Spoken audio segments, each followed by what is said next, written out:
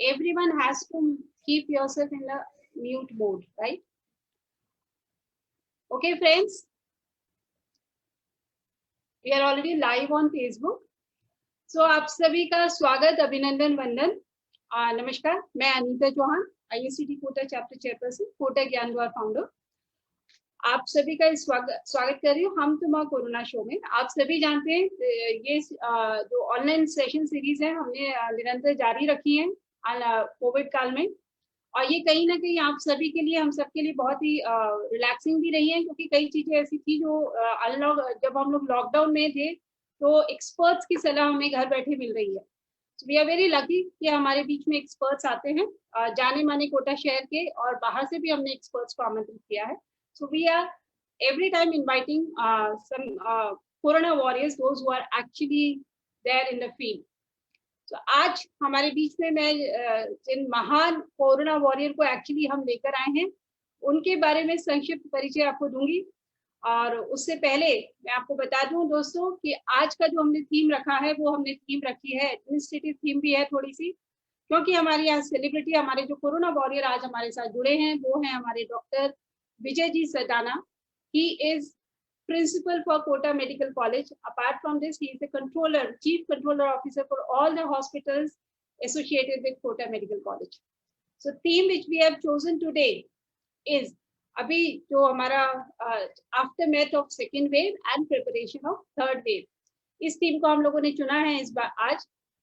और इस थीम पे बात करने के लिए दोस्तों मैं आपसे बात करूंगी। आप सभी जानते हैं, हम सभी को पता था कि कोविड-19 की दूसरी लहर आएगी, हो सकती है। इस बारे में कई सारी हमारे जो एपिडेमियोलॉजिस्ट हैं उन लोगों ने कई अध्ययन किए थे और ये भी बता दिया था कि ऐसी लहर का आना सुनिश्चित है, लेकिन वो इतनी मजबूत और इतनी स्ट्रॉन्ग होने वाली है ये शायद उन्होंने भी इसकी मतलब कामना नहीं की थी, आई थिंक। लेकिन अगर मैं बोलूँ जो मुझे लगता है, आगे हम हमारे बीच में हमारे एक्सपर्ट हैं आज उनसे चर्चा करने वाले हैं, तो उनसे जब जानेंगे तो मुझे तो ऐसा लगता है कि we have done reasonably well.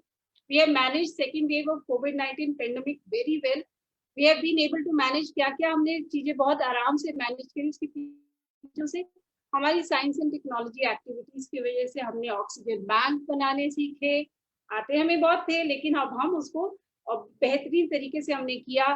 Making large number of industries जो थी वो जब लॉकडाउन था तो they supported us with oxygen supply, using railways, airports, using military for transporting liquid oxygen.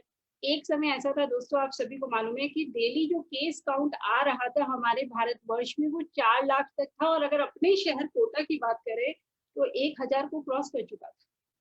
तो एकदम घबराने वाली बात थी।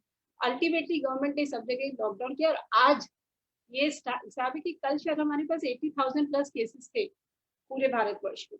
तो ये कोविड-19 की जो पहली लहर थी उस समय भारत का प्रबंधन, मुझे ऐसा लगता है कि हमारे भारत की जो तैयारी थी वो बहुत अच्छी तो नहीं थी, लेकिन उस समय हमने एक बहुत अच्छी डिसिप्लिन को पेश किया था। और उसी दौरान उसी की वजह से हमने अपने आप के अंदर एक बहुत आत्मविश्वास कैसे लाया था। आप लोगों ने देखा होगा हमने कई सारी चीजें इंडिया में डेवलप हुई, बहुत सारे वेंटिलेटर्स बनाए गए लास्ट ईयर, इंफ्रास्ट्रक्चर तगड़ा क्रिएट किया गया, हॉस्पिटल्स में बेड्स की संख्या बढ़ाई गई, ICU बेड्स की संख्या बढ़ाई गई। तो ये सब की वजह से एक फायदा क्या हुआ कि हम सेकेंड वेव के लिए प्रिपेयर्ड थे और बेहतरीन प्रिपरेशन हमारी थी, लेकिन वो इतनी घातक होने वाली ये हमें नहीं पता। The virus had different characteristics. जो पिछली बार था उससे तो टोटली डिफरेंट था, और इससे इनडायरेक्टली सबसे ज्यादा किसको अटैक किया था दोस्तों? आपके हमारे सबके लंग्स को अटैक कर दिया। और सबसे ज्यादा क्या हुआ? ऑक्सीजन की डिमांड। छोटे से छोटा उम्र का भी अगर कोई मरी जाता था तो उसको सीधे से उस ऑक्सीजन की डिमांड हो जाती। तो अचानक से इतनी डिमांड बढ़ गई कि खलबली मच गई पूरे भारतवर्ष में। लेकिन इस दौरान हमारे कोरोना वॉरियर्स ने, हमारे हॉस्पिटल्स ने, मैं मानती हूँ, आई थिंक आप सब भी सहमत होंगे कि बहुत बेहतरीन तरीके से चीजों को संभाला, और हम सेकेंड वेव से थोड़ा सा ऊपर बहुत आसानी से उठ पाए। हाँ, नुकसान देखिए महामारी में हुआ है, हम सबको पर्सनली हम लोगों ने बहुत कुछ खोया है। मैं ISCT की बात करूं, संस्थाओं की बात करूं, इंडिविजुअली अपने परिवार में हमने खुद ने कहीं ना कहीं किसी न किसी रूप से हम कोविड से जुड़े रहे, हर कोई जुड़ा रहा। आपका शहर, अपना शहर कोटा, जो अपने आप में एक मिसाल है हर समय, चाहे वो मुश्किल वक्त हो चाहे कैसा भी दुख भरा वक्त हो, हम सब एक साथ उठ खड़े होते हैं और हम हर बार खतरों के से बहुत आसानी से, मजबूती से लड़ना चाहते हैं। कोटा की संस्थाएं निकल आती हैं, कोटा के डॉक्टर्स की तो जितनी मैं तारीफ करूं, हाँ अव्यवस्थाएं भी होती है। देखिए जब चीजें बढ़ती हैं अचानक से, जो हमारी नियमित तैयारी होती है उसके ऊपर एक्स्ट्रा बर्डन आता है, तो कुछ ना कुछ अव्यवस्थाएं होती हैं और हमने कई नुकसान झेले भी हैं और कई बार हमने नेगेटिव बातें करी भी हैं, आम आदमी ने भी करी हैं, और उन सबको मजबूती से झेला है बहुत सारे कोरोना वॉरियर्स ने, हमारे हॉस्पिटल्स के स्टाफ ने। और सबसे बड़ी बात तो मैं आज बोलूंगी, आज जो हमारे बीच में शख्सियत आई है, वो ऐसी शख्सियत जिनके बारे में मतलब मैं उनके बारे में कुछ आपको बताऊं तो मतलब वो सूरज को बातें दिखाने वाली बात हो जाएगी। But he is an extraordinary personality, doctor Vijay Sardana. He is a famous neurologist. आज की डेट में उन्होंने पूरे कोटा शहर में, हाड़ौती संभाग में जिस तरह से सुविधाओं को, चीजों को संभाला हुआ है, ये तो है ही है। Socially is very active. आपको मैं बता दूं कि पिछले वर्ष जब कोरोना का आतंक हुआ था, कोरोना का हमला हुआ था, तभी सर भी कोरोना संक्रमित हो गए थे और सर ने उसका भी डट के सामना किया, उससे निकल कर आया। और एक बहुत ही बेहतरीन क्वालिटी है सर की, जिसका मैं आशा करती हूँ कि आज हम आनंद ले पाएंगे। सर का जो मेडिकल फील्ड में एक्सपर्टीज के अलावा, he is socially strong as I told you. Apart from that he has some poetic things also. उनकी बहुत ही बेहतरीन क्वालिटी है। सर आपके गाने की तो बात ही क्या है, आपका बेहतरीन जो वो है, तो we will be definitely requesting you. आज के इस कार्यक्रम में हमारे साथ जुड़े हैं JCI सुरभि के सदस्य। I welcome all the members of JCI Surabhi also, members of ISTD, members of Kota Gyandwar Education Society, and members of Om Kothari Educational Group also. We are members of ISTD joining us pan India. Everyone is here. Members are already live on Facebook also. So my dear friends, मैं आपका ज्यादा समय नहीं लूंगी। आज के इस topic पे बात करने के लिए मैं आमंत्रित कर रही हूँ डॉक्टर विजय सरदाना जी को। आपको पता है हमारे कार्यक्रम का फॉर्मेट, सर से हम थोड़ी बात करेंगे। देयर आर क्वेश्चंस, मैंने आप सभी से क्वेश्चंस पहले मांगे थे, मेरे पास कुछ क्वेश्चंस आ चुके हैं। उसके अलावा आपको भी क्वेश्चंस पूछने की यहाँ पर छूट होगी। आप अपना क्वेश्चन हमें चैट बॉक्स में लिख के दे सकते हैं और हम आपका क्वेश्चन सर के सामने डेफिनेटली रखेंगे। So my dear friends, with your reactions in your reaction box, please welcome doctor Vijay Sardana. सभी को मेरा नमस्कार। मैं ज्ञानदार सोसाइटी को थैंक्स देता हूँ कि मुझे मौका मिला सबसे इंटरेक्ट करने का। जैसे कि हम सब लोग जानते हैं, पहली वेव हमने झेली, बहुत डर भी था उस समय, मन में बहुत सारी भ्रांतियाँ भी थी और काफ़ी लंबे समय तक लॉकडाउन भी रहा। उससे हम लोग उभर के आए। उसका पीक 3-4-5 महीने बाद आया। उससे धीरे धीरे उभरे तो हम लोग सोचने लगे कि शायद कोरोना ही खत्म हो गया है। लेकिन उसी टाइम बिना हमें कोई मौका दिए सेकेंड वेव आई और सेकेंड वेव बहुत स्टीप कर्व था सेकेंड वेव का। और सेकेंड वेव में केसेस बहुत तेज़ी से बढ़े और उतनी तेज़ी से कम भी हुए और बहुत ज़्यादा मोर्टेलिटी भी हुई सेकेंड वेव में और बहुत ज़्यादा सीवियरिटी भी हुई केसेस की। तो उसके बाद हम अब स्थिति में हैं कि सेकेंड वेव करीब करीब काफ़ी कम हो चुकी है और लॉकडाउन धीरे धीरे फेज मैनर में खुल रहा है। लेकिन अब जो बातें हो रही हैं वो थर्ड वेव की हो रही है और सेकेंड वेव के जो कॉम्प्लिकेशंस हैं उनको हम डील कर रहे हैं। जैसे म्यूकोरमाइकोसिस है, जिनके लंग्स खराब हो चुके हैं, उनके फाइब्रोसिस की प्रॉब्लम है, कुछ को डायबिटीज़ है जो कि अनकंट्रोल्ड है, कुछ के मेंटल सिम्टम्स हैं, उनको तो हम आफ्टर मार्च में डील कर ही रहे हैं। लेकिन साथ में हम तैयारी कर रहे हैं थर्ड वेव की। थर्ड वेव के बारे में डिवाइडेड ओपिनियंस हैं, सबकी अलग अलग ओपिनियन है। कुछ कहते हैं कि बच्चों में ज़्यादा होगी, कुछ कहते हैं कि नहीं बड़े बच्चों में बराबर होगी, कुछ कहते हैं कि सेकेंड वेव से ज़्यादा गंभीर होगी, कुछ लोग कहते हैं सेकेंड वेव से कम गंभीर होगी, कुछ लोग कहते हैं सेकेंड वेव जितनी होगी। तो इन सब के बारे में हम डिस्कस करेंगे, जिसकी जो भी क्वेरी होगी। तो मेरे ख्याल से instead of my telling everything, मैं चाहूँगा कि आप लोग पूछें जो भी आपके मन की जिज्ञासा और उससे जो भी रिलेटेड डिस्कशन होगा वो हम करेंगे। Sure sir, thank you so much. मेरे पास कुछ क्वेश्चंस आए हुए हैं सर, क्योंकि हमने क्वेश्चंस आमंत्रित किए थे लोगों से। So shall I start with those questions only, है ना? मैं आप सभी से रिक्वेस्ट करूंगी, हेमंत कुमार नागर जी, मैं आपको बार बार कह रही हूँ, आप म्यूट रखिए. No one will unmute yourself. Otherwise, I can remove you from the session. Thank you. क्षमा चाहती हूँ sir. So we have members also. They are raising their hands. We'll definitely take up, ma'am. सभी के questions हम लेंगे. So very first question we have. With the second wave appearing to we have peaked in India, जो भारत में दूसरी लहर के चरम पर पहुंचने के साथ ही हम ये किस अवस्था में अपन ये मानेंगे सर कि सेकेंड वेव अब खत्म हो चुकी है या कंट्रोल की जा चुकी है? देखिए, इस कई पैरामीटर्स से हम ये मान सकते हैं कि कंट्रोल हो चुकी है काफी हद तक. एक तो जो परसेंटेज पॉजिटिविटी केस की होती है वो किसी टाइम में जब पीक था तब 36% से 40% थी, किसी जगह 50% भी थी. अगर 100 सैंपल अगर टेस्टिंग के लिए आ रहे हैं तो उसमें से 50 सैंपल पॉजिटिव आते थे, तो पॉजिटिविटी रेट बहुत थी. आज वो घट करके लेस देन 5% रह गई है और रादर लेस देन 2% रह गई है. एक तो वो पैरामीटर है. दूसरा, अगर आप हॉस्पिटल्स में देखें तो एक पीक टाइम था जब हमारे यहाँ 930 पेशेंट्स थे इन ऑल, और आज एक समय है जब हमारे पास 130 पेशेंट्स हैं. ऑब्वियसली अगर कुछ पॉजिटिव कोई गंभीर रोगी होगा तो वो घर पे तो नहीं रहेगा, हॉस्पिटल में तो आएगा ही भर्ती होने. तो हॉस्पिटल में पेशेंट्स की संख्या कम हुई है, ये दूसरा क्राइटेरिया है. तीसरा क्राइटेरिया आप ये देखें कि कुछ लोग जो एंटीबॉडीज टेस्टिंग कराते हैं उनकी एंटीबॉडीज सीरो सर्विलेंस में पाई गई है, ये एक तीसरा क्राइटेरिया है. और ओवरऑल जो गंभीर रोगियों की संख्या है, आईसीयू में बेड मिलने लगे हैं. एक समय ऐसा था जब बेड नहीं मिलते थे, अब हॉस्पिटल धीरे धीरे खाली हो रहे हैं और सब जगह ये हो रही. ये पूरे पैन इंडिया का फिनोमेना है, किसी एक पर्टिकुलर स्टेट का नहीं है.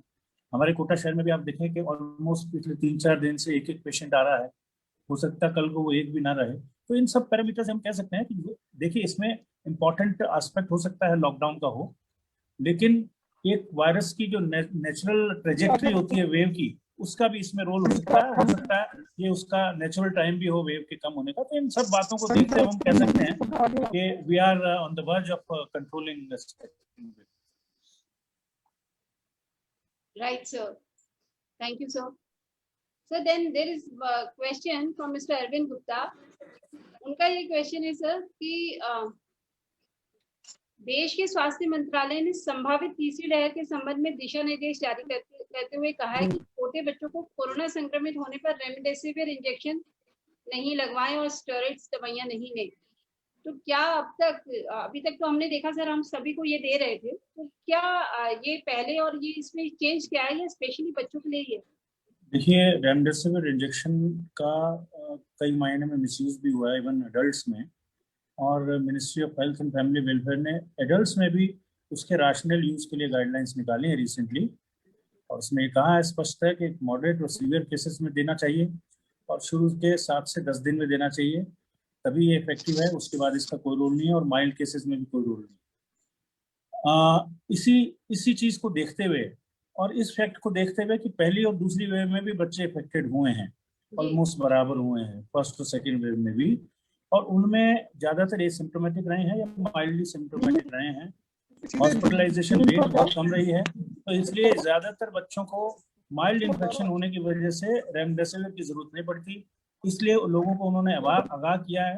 इसमें जरूरत है थोड़े बड़े बच्चों में, उसके लिए वो मना नहीं कर रहे हैं, लेकिन ज्यादातर केसेस में क्योंकि इसकी जरूरत नहीं होगी इसलिए वो आगाह कर रहे हैं. दूसरा, स्टेरॉइड्स भी मॉडरेट टू सीवियर केसेस में दिया जाता है, वो इम्यूनिटी को भी लो करता है.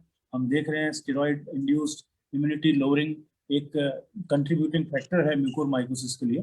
तो इसलिए भी वो कहते हैं कि क्योंकि बच्चों में माइल्ड इन्फेक्शन रहता है इसलिए स्टेरॉइड में माइल्ड इन्फेक्शन में जरूरत नहीं है, ये उन्होंने कहा है. लेकिन ये तीसरी वेव क्या शेप लेती है, कितने % बच्चों में होती है, नहीं होती, और कितने गंभीर उसमें होते हैं या पहली और दूसरी वेव की तरह माइल्ड इन्फेक्शन ही होता है, यह आने वाला समय बताता है. हाँ, सही बात है. अभी तक तो सिर्फ हम वही है, लेकिन हाँ, इस पर we have to prepare ourselves very strong. Sir, mister Tandon की तरफ से एक क्वेश्चन आया, मिस्टर के एम टंडन, ये जो कोविड-19 का जो वायरस है sir, is it engineered one और अ नेचुरल वन? ये जो virus of covid is an engineered virus और अ नेचुरल वायरस? देखिए, ये सब तरफ से बातें आती हैं बीच बीच में कि इंजीनियर वायरस है और वहाँ बनाया है और वहाँ की लैब से लीक हुआ है।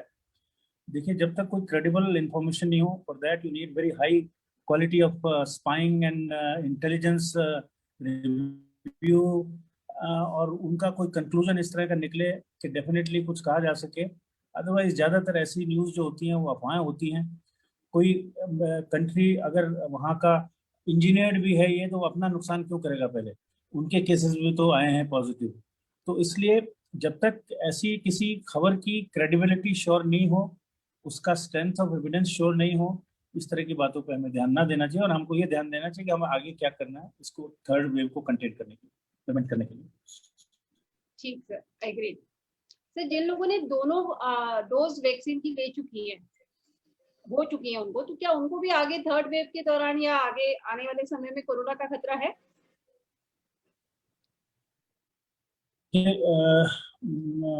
सेकेंड वेव के बाद अगर जिनको पॉजिटिव आता है उसको ब्रेक थ्रू इन्फेक्शन बोलते हैं, और ऐसे केसेस आए हैं, बट उन केसेस की संख्या बहुत कम है। जो डाटा अभी इनिशियली पब्लिश हुए हैं डिफरेंट इंस्टीट्यूशन से, गवर्नमेंट का जो डाटा है उसमें तो 2.2% करीबन लोगों को दोबारा इन्फेक्शन हुआ है, और गंभीर इन्फेक्शन हुआ है ऐसे संख्या बहुत कम है, 0.04। लेकिन जो प्राइवेट इंस्टीट्यूशंस हैं जिन्होंने प्राइवेटली स्टडी की है, और कुछ नेशनल इंस्टीट्यूट भी हैं, उन्होंने ये कहा है कि 12 से 17% के बीच में री इन्फेक्शन हुआ है सेकेंड डोज के बाद भी। लेकिन फॉर्चुनेटली वो सारे जो री इन्फेक्शन है ऑब्वियसली उन वो माइल्ड का इन्फेक्शन था, और जो गंभीर रिक्वायरिंग एडमिशन जो नंबर ऑफ पेशेंट थे उनकी संख्या कम थी। स्पोरेडिक केसेस हो सकते हैं जिसमें वायरल लोड ज़्यादा हो, वेरिएंट चेंज हुआ हो, उनमें ऐसी स्थिति आ सकती है, और ऐसे केसेस फिंगर्स पे आप काउंट कर सकते हैं, लेकिन उनकी संख्या ज़्यादा नहीं। Right, sir. Thank you. So there's a question from our audience. Miss Neha Srivastava, she's asking, sir, please tell us, my husband was hospitalized and recovered from COVID 40 days ago. So is there any further test required or checkup required from doctor now? नहीं, if is asymptomatic, अगर उनकी symptom है तो किसी test की जरूरत नहीं है। आप चाहें तो एंटीबॉडी टेस्ट करा सकते हैं, लेकिन एंटीबॉडी टेस्ट रूटीन में प्रिस्क्राइब नहीं किया जाता है, क्योंकि उसकी क्रेडिबिलिटी और उसकी क्वांटिटेटिव क्वालिटेटिव उसका कोरिलेशन दोबारा इन्फेक्शन नहीं होने से पूरी तरह प्रूवन नहीं है। इसलिए अगर वो क्लिनिकली अच्छे हैं और 2 डोज ले चुके हैं और उनको और कोई री इन्फेक्शन का साइन सिम्टम नहीं है, तो उनको कुछ भी कराने की जरूरत नहीं। और अगर भविष्य में कभी प्रॉब्लम होती है तो वो टेस्ट या और जो भी एक सेट पैटर्न होता है टेस्टिंग का, वो करवा सकते हैं। Okay, sir. Thank you. Mr. A.K. Saxena is asking, the gap between 2 vaccination was earlier 28 days, but now it is 82 days. Will it be okay? इसमें देखिए, there are few different opinions.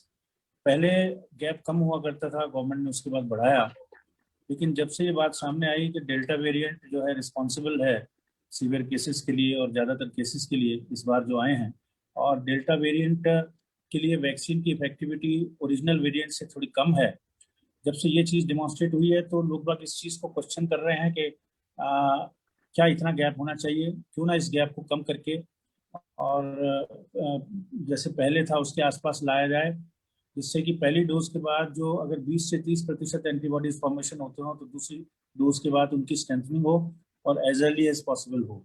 ये debatable issue है, और studies जैसे भी होंगी, एक credible opinion अगर फॉर्म होगी तो मेरे ख्याल से जरूर इस पे जो कॉम्पिटेंट अथॉरिटीज हैं वो इस पे विचार करके इसके ड्यूरेशन को ऑल्टर करने की कार्रवाई करेंगे।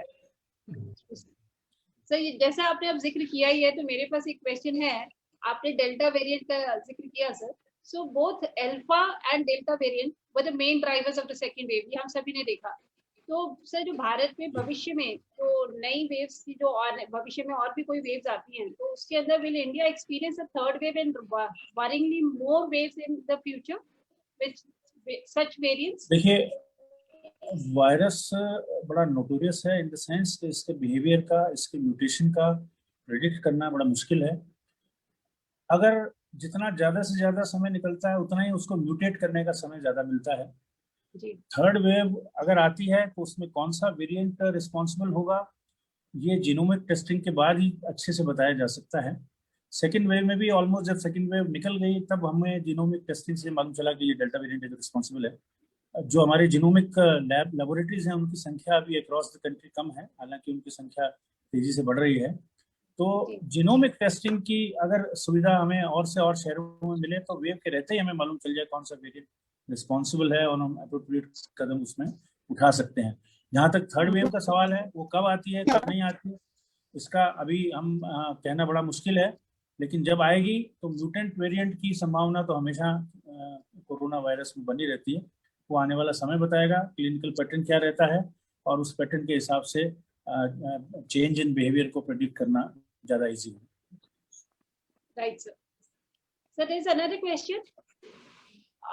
जो 18 से 44 आयु वर्ग के जो लोग हैं, तो आयु वर्ग के जो कमजोर लोग हैं, विशेषकर शहरी गरीबों और ग्रामीण क्षेत्रों में रहने वाले लोगों की सुरक्षा के लिए किस प्रकार की टीकाकरण की रणनीति हम लोग अपनाने के बारे में विचार कर रहे हैं? मतलब हमें भी कोटा भी कंप्लीट अपने को कवर करना ही है सर, सो हमने भी कुछ प्लान किया होगा? देखिए, वैक्सीन जल्द से जल्द और ज़्यादा से ज़्यादा ससेप्टेबल लोगों को होना चाहिए। एक जनरल स्टेटमेंट है जो कि ट्रू है और इसमें कोई संशय नहीं है। लेकिन वैक्सीन की अवेलेबिलिटी क्योंकि इनिशियल डेज में थोड़ी सी इरेगुलर थी, अब हालांकि वैक्सीन दिन ब दिन ज़्यादा से ज़्यादा आने लगे हैं। तो वैक्सीन आइडियली सभी का होना चाहिए जो भी ससेप्टेबल पॉपुलेशन है, और 70 to 80% लोगों का जब वैक्सीनेशन हो जाए तब हम थोड़ा निश्चिंत हो सकते हैं कि हाँ, एक हर्ड इम्यूनिटी आ गई है, in fact combined with the infection. तो ये आइडियली सबका ही होना चाहिए। और इतना वैक्सीन अगर अवेलेबल हो कि हम बिना ऐप के, बिना किसी उसके वॉक इन की तरह एक जाए आदमी और वैक्सीन लगवा ले।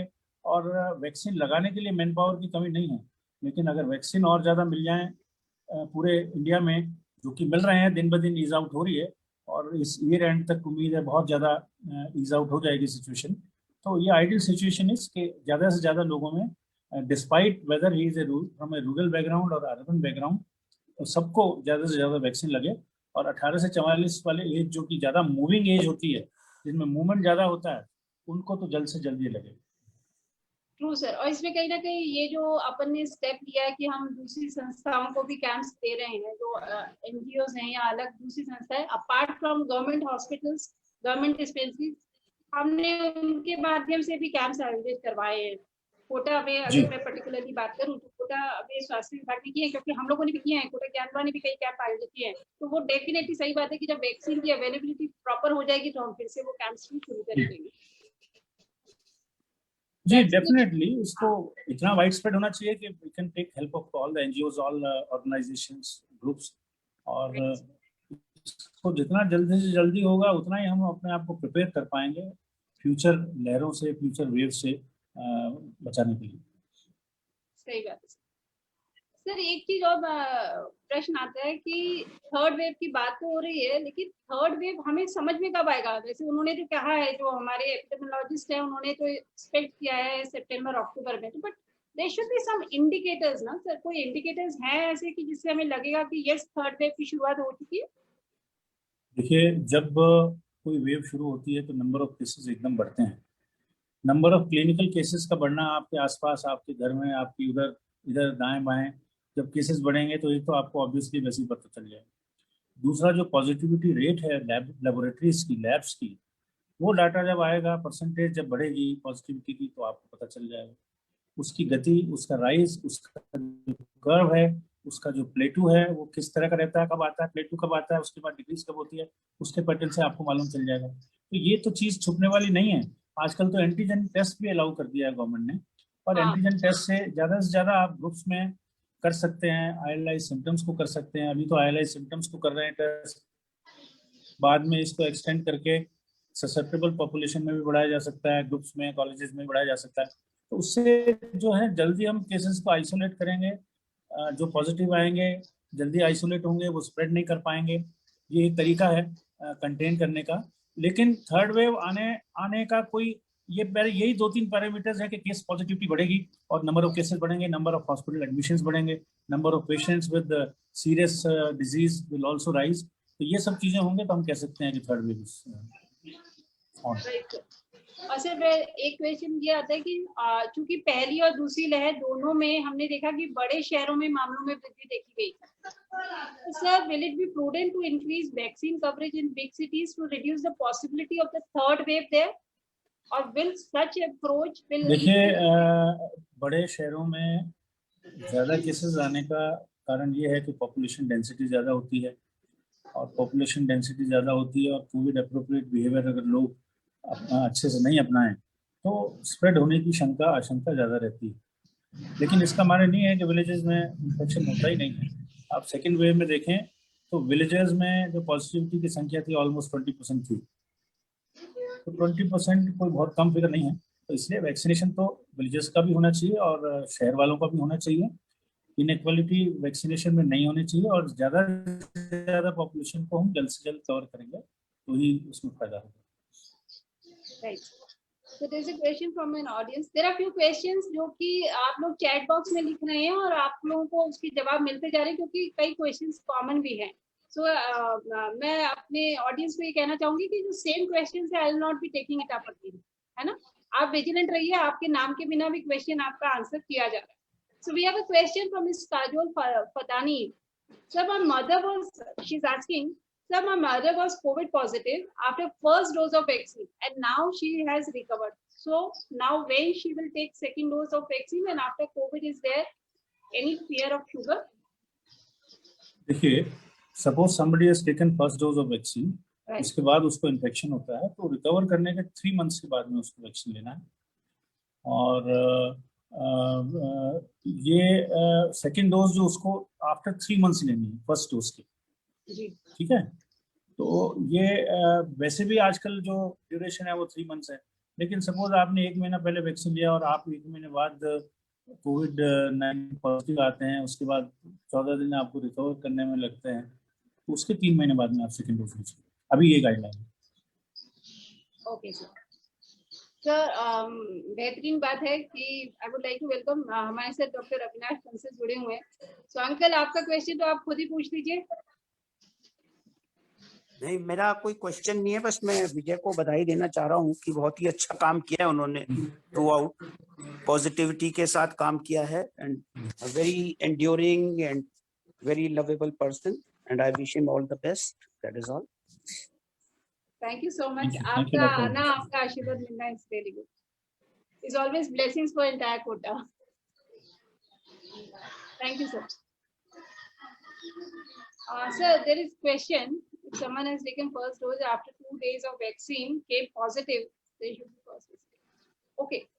Sir, question है कि अगर किसी ने first dose of vaccine लिया है, now just after 2 days he or she has become COVID positive, so then should he take this first or second dose, or he should take only second dose again? मतलब पहला उसने लिया, he should take only. देखिए, the answer is again the same as I have just told, that the second dose needs to be taken after 3 months of recovery. उनको पहली dose दोबारा लेने की जरूरत नहीं है, क्योंकि सिर्फ 1 दिन पहले ही डोज ली थी। पहली डोज ले ली तो उसको रिपीट करने की जरूरत नहीं, सेकंड डोज लेने की जरूरत है after 3 months। Right sir. Okay sir, एक चीज और आज अभी समझ में आई है कि जो बात है बूस्टर डोज की बात हो रही है। जब हम 2 वैक्सीन ले चुके हैं, 2 डोज, 1 साल के बाद उसको बूस्टर डोज दिया जाएगा, ये बात मतलब नहीं, इसके बारे में अभी कोई क्लियर कट गाइडलाइन नहीं है, क्लियर कट थॉट प्रोसेस भी नहीं है। इस चीज को अभी डिस्कस करना भी ठीक नहीं है। पहले 2 डोजेस तो सबको लग जाए, उसके बाद बूस्टर डोज की अगर जरूरत होती है, उसके बाद में अगर टेस्टिंग में एंटीबॉडीज कम आती है, म्यूटेशन होता है, वेरिएंट चेंज होता है, तो ये सब बातें उसके बाद में आएंगी, लेकिन अभी तो इस तरह की कोई क्लियर कट गाइडलाइन नहीं। Right sir. And then there's a question from Mr. Srinivasan. We understand that the vaccination effects last for around 8 months only. Do we need to take another dose after 8 months? Answer is again the same. we do not know exactly the number of months the effect will last. For somebody it may last for 1 year, maybe more than that. For somebody it may last for 6 months, 7 months, 8 months. Depends upon individual immune response to the stimulus. The stimulus in this case is vaccination. तो ये बड़ा difficult है कहना कि 8 महीने के बाद में आपको दूसरी डोज लेनी चाहिए नहीं लेनी चाहिए. हो सकता है 8 महीने बाद में आपको जरूरत ही ना पड़े, लेकिन अभी ये बूस्टर डोज का जो कंसेप्ट है वो क्लैरिफाइड नहीं है. अगर कॉम्पिटेंट ऑर्गेनाइजेशन ICMR से या CDC से अगर इस चीज पे कुछ क्लैरिफाइड गाइडलाइन आएंगी तो इसके बारे में सोचा जाएगा. अभी तो इस बारे में कोई क्लियर गाइडलाइन नहीं.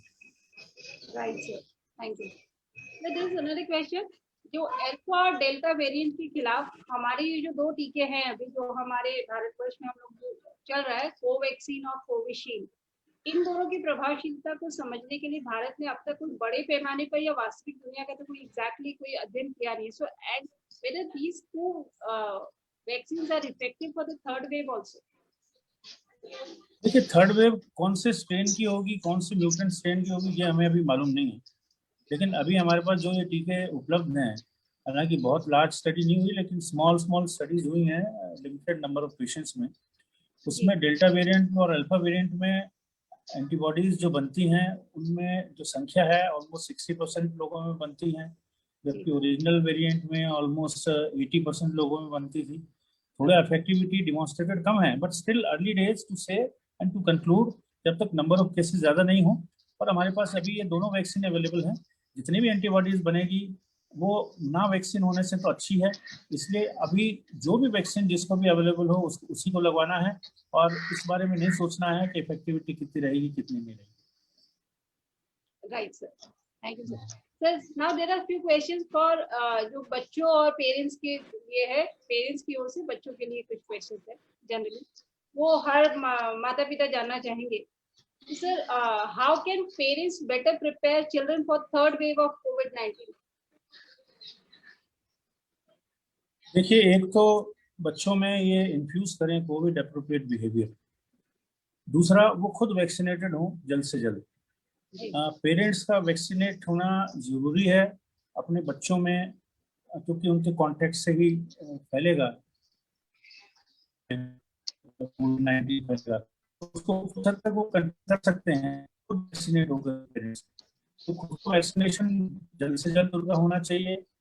और ऐसे बच्चे जिनको इम्यूनो कॉम्प्रोमाइज डिजीज है, जिनको कुछ ऐसा कोई फैक्टर है जिससे वो प्रोन हो ज़्यादा कोविड के, उनका विशेष ध्यान रखना चाहिए. और इस तरह के अगर सिम्टम हो तो उसके लिए जो भी अप्रोप्रिएट ट्रीटमेंट हो वो जल्द से जल्द लेना चाहिए. और वो खुद जल्द से जल्द वैक्सीनेट हो, उनमें वैक्सीन हेजिटेंसी नहीं है अगर वो अपनी जनरेशन को इससे बचाना चाहते हैं. श्योर, सही है सर, तभी वो बच्चों के लिए माता पिता अपनी ढाल का स्वरूप रहेंगे. सही बात है सर. क्या जो बच्चों की रोग प्रतिरोधक क्षमता को बढ़ाने के लिए पेरेंट्स कैसे क्या करें, how can they do it, because it is अभी भी स्थिति तो वही लॉकडाउन वाली ही है. So what do they do to increase the immunity of their children? देखिए जो इम्यूनिटी इंक्रीज करने के लिए जो एडवोकेट किए जाते हैं, कुछ पर्टिकुलर टाइप के फूड, कुछ पर्टिकुलर टाइप की एक्सरसाइज, उनका कोई डेफिनेटिव एविडेंस नहीं है कि वो इम्यूनिटी इंप्रूव करते हैं नहीं.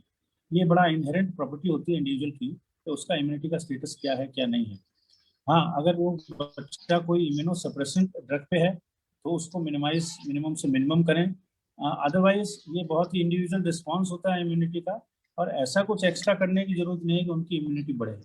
हाँ, ये जरूर करना है कि वो प्रोटेक्टेड रहें और जो कोविड अप्रोप्रिएट बिहेवियर की पालना करें और खुद पेरेंट्स जो है वो वैक्सीनेट हों.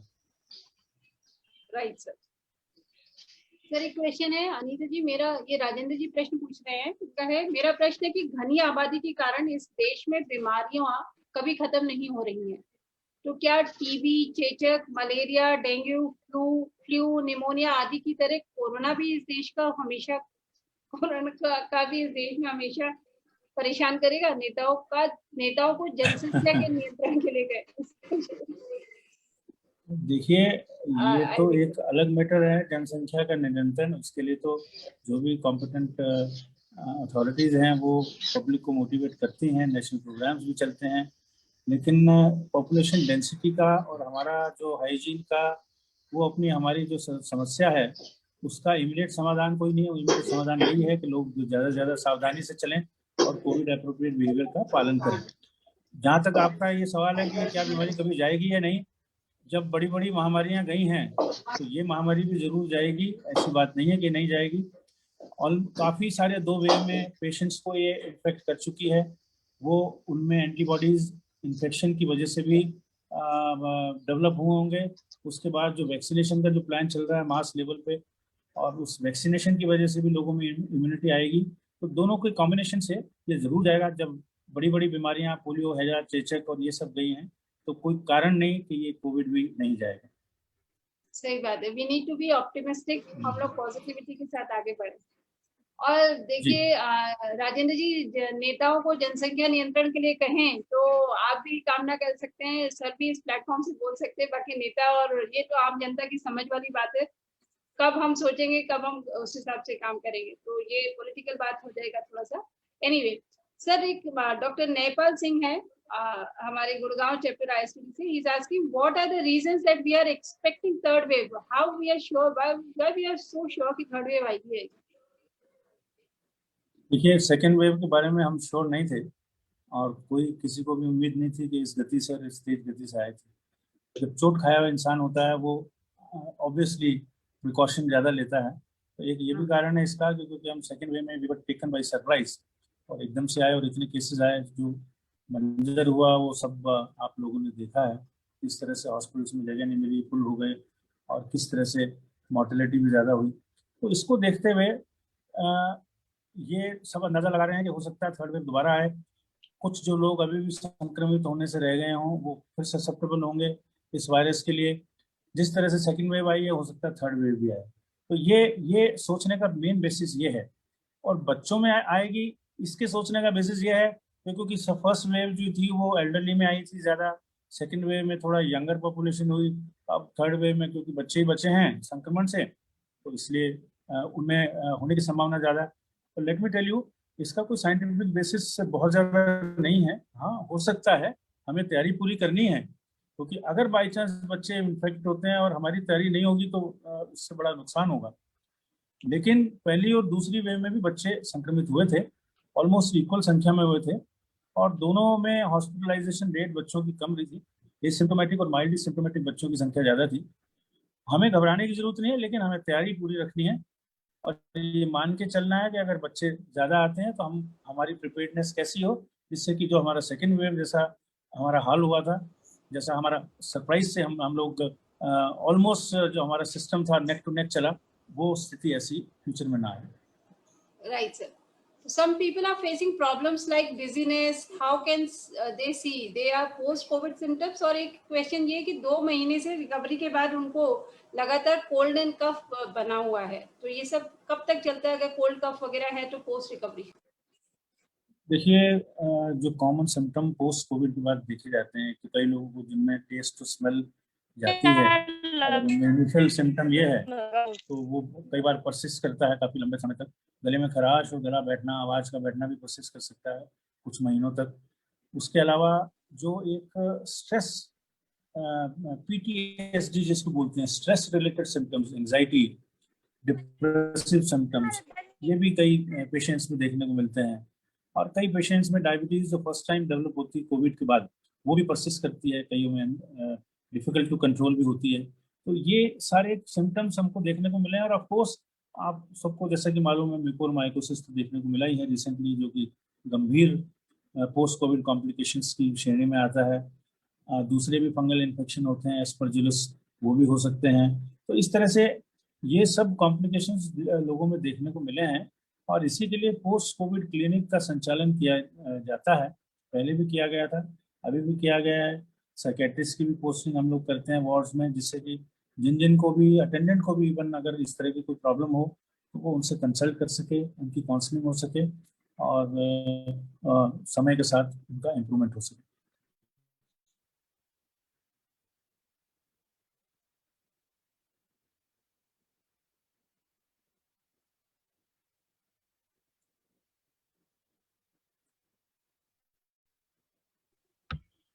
अनिता जी आप म्यूट हैं, आप अनम्यूट करें।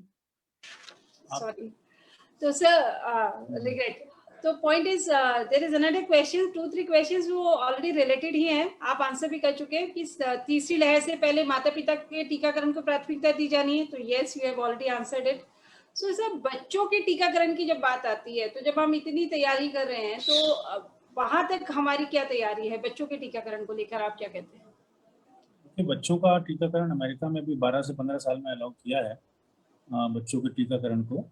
हमारे देश में ये कब अलाउ होगा, ये निर्भर करता है कि हमारा जो एजेंसी है, जो इस नोडल एजेंसी है सेंट्रल गवर्नमेंट लेवल पे, वो इसको कब अलाउ करती है।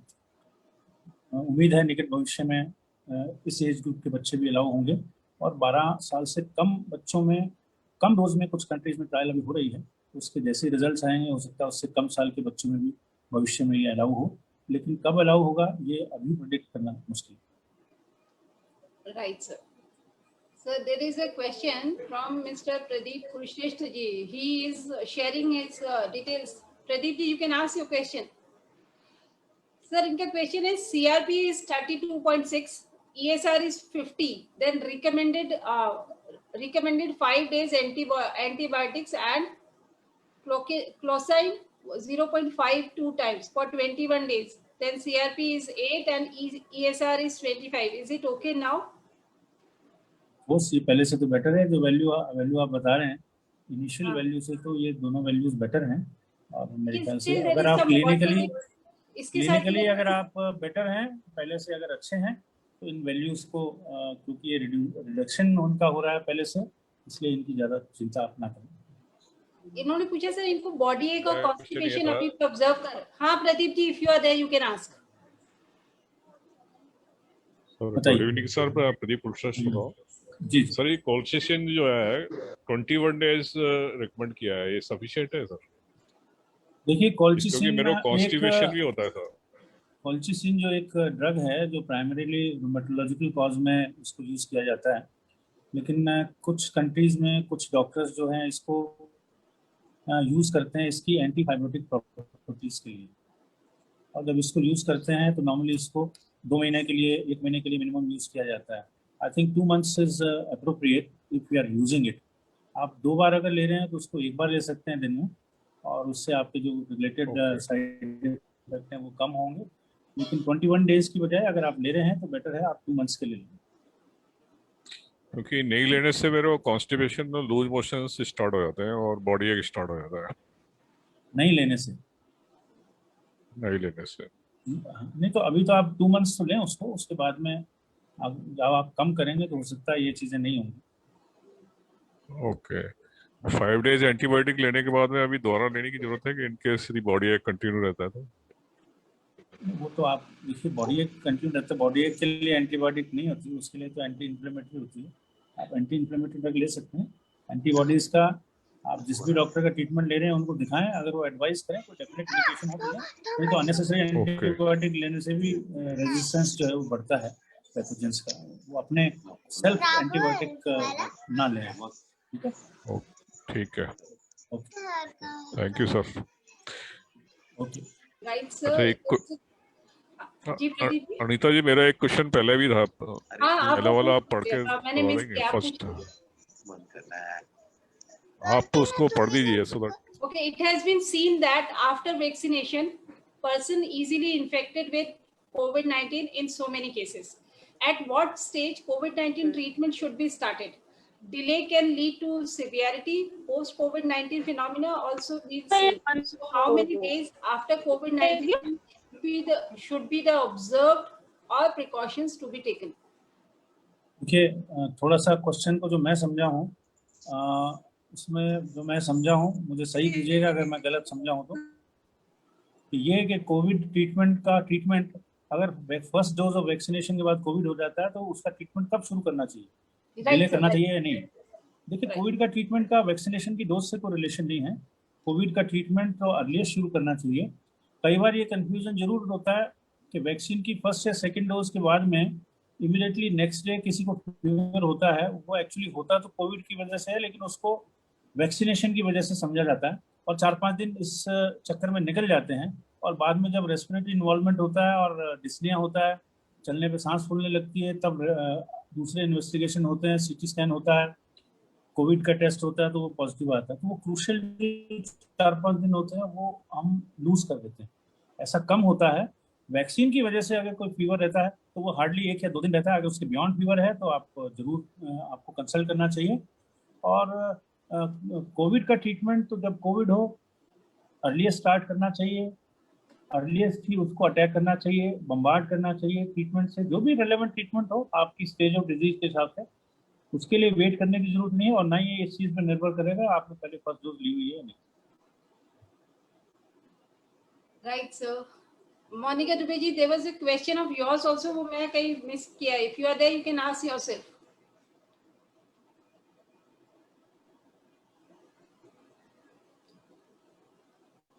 I think, sir, I could not trace it out among so many their questions there, chat box. Anyway, sir. मेरा एक क्वेश्चन और रह गया इसमें। अनीता जी, मैं एक क्वेश्चन पूछ सकता हूँ? पूछिए। वो लास्ट पे था कि कोविड होने के बाद में कितने टाइम तक ऑब्जर्व होना चाहिए कि हम प्रिकॉशंस लेनी चाहिए so that can we start? देखिए, ये इम्पोर्टेंट क्वेश्चन है। कोविड अगर आपको हो चुका है, आपके ऑब्वियसली एंटीबॉडीज डेवलप होंगे। जिनको फर्स्ट वेव में कोविड हुआ है उन्होंने प्रिकॉशन ले लिया, उनको सेकेंड वेव में भी कई लोगों को कोविड हुआ है। कई लोगों को 2 डोज ऑफ वैक्सीनेशन के बाद भी कोविड हुआ है। हालांकि वो माइल्ड रहा है, उसमें हॉस्पिटलाइजेशन कम हुआ है, लेकिन फिर भी प्रिकॉशन तो कोविड अप्रोप्रिएट बिहेवियर के प्रिकॉशन तो आपको जब तक लेने हैं जब तक 70 to 80% पॉपुलेशन में हर्ड इम्यूनिटी नहीं आए। वो कैसे आएगी? या तो वो इन्फेक्टेड हो जाए, या हम इतने लोगों को वैक्सीनेशन कर दें, या कॉम्बिनेशन ऑफ 2। तो इसलिए कोविड अप्रोप्रिएट बिहेवियर या प्रिकॉशन के लिए अगर आप वैक्सीनेटेड हो चुके हैं तो भी यही समझे कि आप वैक्सीनेटेड नहीं है, वो प्रिकॉशन तो आपको रखना है। अगर आपको कोविड हो चुका है तो भी आप ये समझें कि आपको कुछ नहीं हुआ, और आपको ये प्रिकॉशन तो लेने ही लेने हैं। Right, sir. Can I ask? Yes, who's this? VP Ahuja. Yes, Mr. Ahuja. Yeah, there are 2 questions. One, Right. had an anaphylaxis with Tetvac. Can I take vaccine? Number 2. देखिए, yes, please. Anaphylaxis with Tetvac. Should I answer the first question first? What is your second question? Second is lactating mother, 3 months lactating mother, when to be given the vaccine? I'll answer your second question first. There is no problem of vaccination in lactating mother. Efficacy of vaccine in pregnant women is not proven, so normally we avoid it. But there is absolutely no problem in lactating mothers. They can take vaccination anytime they want. The first question is, if you have anaphylaxis with some vaccine, one has to be careful. अब उसमें क्या है कि one can go for a very small dose of vaccine as a testing dose with all preparation that if something goes wrong, if anaphylaxis develops, then we have all the things and drugs available, and emergency tray is available there. That you have to make sure, and you have to reveal to the vaccinating team that you had a problem, anaphylaxis with the tetanus. So they'll decide then and there what is to be done. Don't conceal this thing. Indirectly, I should avoid. No, it's not definite. Vaccine अगर आपको anaphylaxis एक injection से हुआ ये जरूरी नहीं है कि दूसरे से भी होगा। नहीं, कई ड्रग से भी एलर्जी है सर। सल्फा से एलर्जी है, कैल्पॉल से एलर्जी है, पैरास्टिमोल से, डाइक्लोरोफेनिक सोडियम से एलर्जिक है। All these there are other drugs also to which I am allergic, as well as I had an anaphylaxis with Tetvac. देखिए, तो उस केस में आपको इससे भी एनाफाइलेक्सिस होने की और एलर्जिक होने की संभावना काफी ज्यादा है। उस केस में आप ये कर सकते हैं कि आप अपना एंटीबॉडीज टेस्ट करवा लें विदाउट वैक्सीनेशन। अगर एंटीबॉडीज आपके डेवलप हो चुके हैं सब क्लिनिकल इन्फेक्शन से या हार्ड इम्यूनिटी की वजह से, तो आपको वैक्सीन लगवाने की जरूरत नहीं, तो आप अवॉइड कर लें। अगर वो डेवलप नहीं हुए हैं तो then course with all those precautions one can attempt, पर पहले आप अपना एंटीबॉडी टेस्टिंग करा। Thank you, sir. Thanks a lot. So, जी ma'am, can I ask a question now, please? Yes, Nehal, yes. Okay, Nehal. hi. Good evening, everyone. Good evening. My question is for Mr. Sardana sir. Sir, I have 3 questions. It's a mix, like अभी जितना भी पूछा गया उससे. So first बताइए. question would be, I have taken only 1 shot right now. Like I've taken 1 vaccine. So there is a huge gap, like, you know, which the vaccine is not available right now. I mean, it's a huge gap. Like I've been told to take the next vaccine in August. So how vulnerable is my body towards the exposure? Is it a myth or reality? Like, I just want to know. See, there was this general opinion about those at the helms of this affair regarding the gap, that the gap should be increased from initial 1 month to 3 months. So they have implemented it. But now again there is a concern. जब तक कि वहाँ से कोई guideline issue नहीं होती तो gap ये रहेगा. नॉर्मली फर्स्ट डोज के बाद में जो आपकी इम्यूनिटी बनती है वो इनकम्प्लीट बनती है, एंटीबॉडीज डेवलपमेंट में इनकम्प्लीट होता है. उसको आप तो इस तरह से लीजिए कि वैक्सीन लगा है, कुछ इम्यूनिटी आप में आई है, लेकिन आपने प्रिकॉशन लेना है. और वनरेबल तो आप हैं अगर फर्स्ट डोज के बाद अगर आप प्रिकॉशन नहीं लेते. तो इसलिए जब तक आपको सेकंड डोज नहीं लगती, जब तक ऑफिशियली उसका टाइम रिड्यूस नहीं होता, तो आपको अगस्त में ही लगेगी. तो आप तब तक आपको प्रिकॉशन लेना है. What is your second question? Okay, sir. Second question is, I have a 8-year-old daughter. So as we've been told that, you know, there is a assumption that the third, wave might stuck, or, you know, it will come. So is there anything what a parent should do to take care? Right now, she's not exposed to anything because she was there in, you know, the house whole time. These other schools are not opening up. So she's there at the home all the time. So is there anything we should learn? Or we should have something which is handy, or, you know, we can take care of kids to an extent, or maybe if you can give some advice, like what should be done towards the kids. Oh, you can do 2 things. You should get yourself vaccinated, which you are already doing. Yeah. Okay. Both husband and wife, you should get yourself vaccinated. Number 2, Okay. teach your daughter COVID appropriate behavior. Teach that the mask may be required for indefinite period till there is an official announcement that now the mask is not required, which may take few months. Or when she goes to school, in case the school open up, then of course you should teach her and how to behave, how to remain protected, how to have a social distancing. All those precautions should be taught. This is what you can do right now. And there is no need to panic, there is no need to worry. अगर third wave में बच्चों के लिए आता भी है, तो अभी तक जो हमने देखा है, बच्चों में इन्फेक्शन जो होता है माइल्ड वैरायटी का होता है. Most of them they have a good immunity, better immunity than adults, and they don't require hospitalisation, and many of them are even asymptomatic.